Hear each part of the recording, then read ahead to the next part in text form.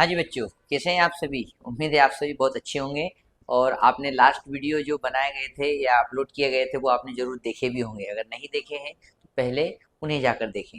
हमारे first chapter के जो वीडियो है, दो वीडियो बन चुके हैं, अपलोड हो भी चुके हैं और आपने उन्हें अगर देखा है तो आइए अब हम शुरू करते हैं आपकी इस विंग क्लासेस की यूट्यूब प्लेटफॉर्म पर की वेज में आपका सेकंड चैप्टर। और सेकंड चैप्टर में आज हम मोस्ट इंपोर्टेंट जो थ्योरिकल क्वेश्चन है उन्हें ही पढ़ने वाले हैं और ये एमपी बोर्ड के लिए बहुत ही अच्छा साबित होने वाला है। तो आइए जल्दी से हम इसको खत्म करते हैं। सुनिएगा, हमारा जो सेकंड चैप्टर है, इस सेकंड चैप्टर जो आता है वो हमारी फर्स्ट यूनिट में आता है, क्योंकि यहाँ पर जो क्वेश्चन पूछे जाते हैं वो यूनिट वाइज पूछे जाते हैं। लास्ट टाइम की अगर हम बात करें तो यहाँ से आपके 2 ऑब्जेक्टिव्स आए थे, एक 2 नंबर का क्वेश्चन आया था और एक न्यूमेरिकल क्वेश्चन आया था, वो भी कितने मार्क्स का, 4 मार्क्स का। तो यहाँ पर इस बार आने के चांसेस है कि थ्योरिकल क्वेश्चन ज़्यादा आएंगे। इस बार जो है फर्स्ट चैप्टर से न्यूमेरिकल क्वेश्चन आ सकता है या डेरिवेशन फर्स्ट चैप्टर से आ सकती है। तो आइए उन्हीं थ्योरिकल क्वेश्चन की हम बात करने वाले हैं। ये जो आपका चैप्टर सेकंड है, इसमें आपको potential, electrostatic potential and capacitance के बारे में पढ़ना है। यानी आपका जो विभव है या जो धारिता है उसके बारे में आपको समझना है। इसको 2 पार्ट में डिवाइड करके पढ़ा जाता है। तो आज के जो मोस्ट इंपोर्टेंट क्वेश्चन है उसमें हम इक्वी पोटेंशियल सरफेस यानी आपके सम विभव पृष्ठ के बारे में बात करेंगे। देखिए देखिए बच्चों, अगर मान लो ये एक ऐसा सरफेस है, एक ऐसा पृष्ठ है जिसके हर एक पॉइंट पर अगर आपका पोटेंशियल क्या हो, सेम हो, हर एक बिंदु पर अगर इसका विभव अगर एक समान होता है तो इसको हम बोलते हैं इक्वी पोटेंशियल सरफेस। और ये जो आपका इक्वी पोटेंशियल सरफेस है इसकी कुछ प्रॉपर्टीज होती है जो आपको याद करनी है। इसकी कुछ विशेषताएं होती है। क्या क्या विशेषताएं होती है, यहाँ से भी क्वेश्चन आता है। पहली विशेषता ये होगी कि हर एक पॉइंट का जो पोटेंशियल होगा, हर एक बिंदु का जो विभव होगा वो एकदम बराबर होगा, इक्वल होगा। सेकंड प्रॉपर्टी इससे पूछी जाती है कि अगर आप किसी एक यूनिट पॉजिटिव चार्ज को एक पॉइंट से दूसरे पॉइंट तक अगर कैरी करते हो तो यहाँ आपको कोई वर्क डन करने की जरूरत नहीं है, क्योंकि ये क्या है, इक्वी पोटेंशियल सरफेस या सम विभव पृष्ठ में कार्य करने की आवश्यकता नहीं होती है अगर उसी के अंदर अगर हम यूनिट पॉजिटिव चार्ज को कैरी करते हैं। तो थर्ड प्रॉपर्टी की अगर हम बात करेंगे कि देखिए भैया, ये जो हमारा इक्वी पोटेंशियल सरफेस है, इस इक्वी पोटेंशियल सरफेस को अगर आप देखोगे तो इससे अगर हम नॉर्मल बनाएंगे या नॉर्मल या परपेंडिकुलर या लंब अगर खींचते हैं तो वो लंब या परपेंडिकुलर की डायरेक्शन में क्या होगी, हमारी इलेक्ट्रिक फोर्स लाइन की डायरेक्शन होगी या विद्युत बल रेखाओं की दिशाएं होगी। इसकी थर्ड प्रॉपर्टी है।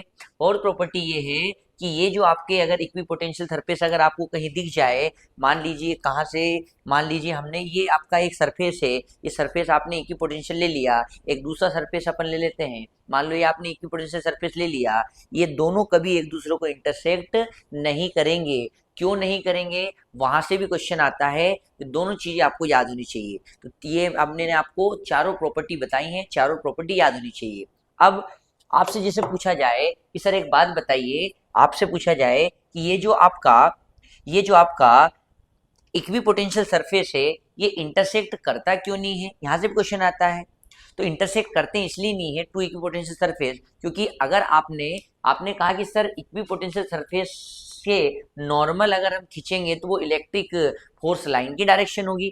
अब अगर एक सरफेस ऐसा है आपका, एक सरफेस मान लीजिए आपका ऐसा है, तो अगर ये एक दूसरे को इंटरसेक्ट कर रहे हैं तो एक में नॉर्मल इधर जा रहा है, एक में नॉर्मल उधर जा रहा है। मतलब यहाँ पर जो इंटरसेक्शन जो पॉइंट है इस पर जो इलेक्ट्रिक फोर्स लाइन है उसकी डायरेक्शन एक नहीं बल्कि कितनी हो जाएगी, 2 हो जाएगी, जो कि इम्पॉसिबल है। इसलिए कभी भी याद रखना, इक्वी पोटेंशियल सरफेस एक दूसरे को कभी इंटरसेक्ट नहीं करते हैं, सम विभव पृष्ठ कभी प्रतिच्छेद नहीं करते हैं।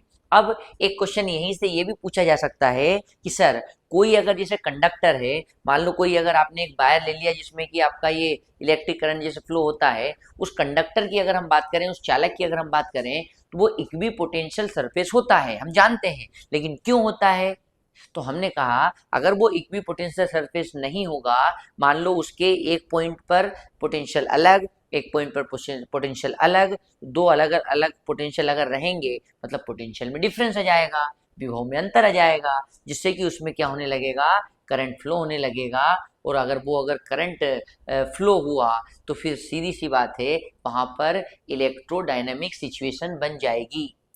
इसलिए याद रखना कि कोई भी एक कंडक्टर कभी इलेक्ट्रोपोटेंशियल हमेशा होता ही है, ये ध्यान रखना है। अच्छा, अगला फिर जैसे आपको सेकंड टॉपिक आता है कैपेसिटर से या संधारित्र से। सीधा सीधा क्वेश्चन आता है, व्हाट इज कैपेसिटर या व्हाट इज संधारित्र। संधारित्र किसे कहते हैं? सिंपल सी बात है, कैपेसिटर को हम आपका कंडेंसर भी बोल सकते हैं। हाँ, वही कंडेंसर जो हम फैन में अप्लाई करते हैं, पंखे में लगाते हैं। होता क्या है सर, ये एक कैपेसिटर एक ऐसी डिवाइस होती है जिसके शेप में और जिसके साइज में बिना इम्प्रूवमेंट किए, बिना इंक्रीज किए हम उसकी जो कैपेसिटी उसको इंक्रीज कर सकते हैं। उसमें चार्ज स्टोर करने की जो उसकी कैपेसिटी उसको हम बढ़ा सकते हैं। पता है, ये जो आपका कैपेसिटर होता है, ये कैपेसिटर में एक्चुअल में चार्ज स्टोर होता है। चार्ज टाइप की एनर्जी स्टोर होती है, यानी ऊर्जा या आवेश आपका क्या होता है, संग्रहित होता रहता है। अब हम कहेंगे सर हमारे सिलेबस में पैरेलल प्लेट कैपेसिटर होता है, समांतर प्लेट कैपेसिटर होता है, और ये जो पैरेलल प्लेट कैपेसिटर होता है इसकी होती है कैपेसिटी। और वो जो आपकी कैपेसिटी है जिसको हम डिनोट किससे करते हैं, सी से, हिंदी में इसको कहा जाता है धारिता, और यही हमारे चैप्टर का नेम भी है। अब ये जो कैपेसिटी होती है ये क्या होती है, सिंपल सी बात है, जितना भी आपके कैपेसिटर में चार्ज प्रेजेंट है और उसका जो पोटेंशियल डिफरेंस है, उन दोनों के रेशियो को हम उसकी कैपेसिटी बोल देते हैं। इसकी यूनिट भी पूछी जाती है, इसका मात्रक भी पूछा जाता है, और यूनिट आपको याद हो जाएगी कि Q मतलब कुलाम, V का मतलब होता है बोल्ट। तो कुलाम अपॉन बोल्ट को हम बोल देते हैं बच्चों फेरेड। इसका मतलब ये हुआ कि फेरेड किसकी यूनिट है, फेरेड यूनिट है, या फेरेड हमारे मात्रक इसका कैपेसिटी यानी कैपेसिटेंस का यानी धारिता का। यहाँ से भी क्वेश्चन आ सकता है। अब आपसे पूछा जाएगा कि सर ये जो हमारा पैरेलल प्लेट कैपेसिटर है, इसकी कैपेसिटी या इसके कैपेसिटेंस को या धारिता को हमारे फैक्टर कौन कौन से ऐसे हैं जो इसको इफेक्ट करते हैं। तो हमने कहा इसके एक नहीं दो नहीं बल्कि 3 फैक्टर्स हो जाएंगे। पहला क्या, मान लो पहला है आपका एरिया ऑफ प्लेट। इस प्लेट का एरिया जैसे आपने मान लो ए मान लिया है, तो ये जो एरिया है ये एरिया उसकी कैपेसिटी के डायरेक्टली प्रोपोर्शनल होगा। कैसे डायरेक्टली प्रोपोर्शनल होगा सर, कि अगर आपने एरिया प्लेट का बढ़ा दिया तो कैपेसिटी भी क्या हो जाएगी, बढ़ जाएगी। दूसरा है डिस्टेंस बिटवीन द प्लेट, यानी आपकी जो प्लेटें उनके बीच की जो दूरी है उसके इनवर्सली प्रोपोर्शनल होती है क्या, कैपेसिटी। इसका मतलब कैपेसिटी कैसी होगी, अगर हमने कहा सर इन दोनों प्लेट के बीच की डिस्टेंस को अगर हमने डी माना है तो डी के क्या हो जाएगी, इनवर्सली प्रोपोर्शनल हो जाएगी कैपेसिटी। और तीसरा फैक्टर है बच्चों मीडियम, कि भैया अगर आप लोगों ने उस कैपेसिटर के बीच में अगर कोई एक डाइलेक्ट्रिक मीडियम फिलअप कर रखा है, या कोई अगर आपने परावैद्युत माध्यम अगर भर रखा है, तो उसकी कैपेसिटी इंक्रीज हो जाती है। इस तरीके से कैपेसिटर से भी क्वेश्चन आते हैं, और इस चैप्टर से कुछ डेरिवेशन भी रहेगी जो हम अगले वीडियो में उसको सॉल्व करने की कोशिश करेंगे। अगर आपको वीडियो अच्छा लगा हो तो इसको लाइक करें, चैनल को अगर आपने सब्सक्राइब नहीं किया है तो पहले उसको सब्सक्राइब करें, बेल आइकन दबा लें ताकि आपको टाइम टाइम पे नोटिफिकेशन मिलता रहे। और हाँ, इसके जो नोट्स हैं आपको इंस्टाग्राम आईडी पर आपको प्रोवाइड करा दिए जाएंगे।